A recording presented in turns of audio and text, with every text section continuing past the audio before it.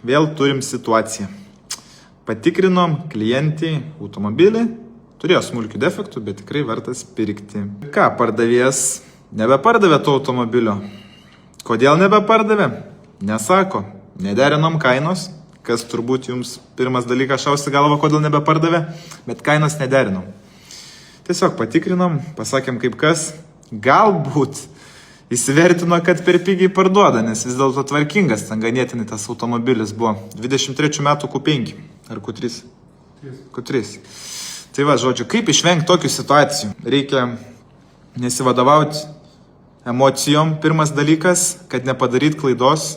Realiai, geriausiai šį dalyką palikti ekspertams. Jeigu jau pas mus užsisakot paslaugą, tai rekomenduočiau naudotis mūsų patarimu, duoti rankpinigius, laukti, derinti kainą ar tiesiog nepirkti automobilio, nes emocijos kartais nepriveda prie gerų sprendimų, ypač kai mes perkam tokį naują gražų savo automobiliuką.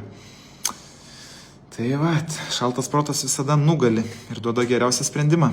Tiek žinių, gerų jums pirkinių.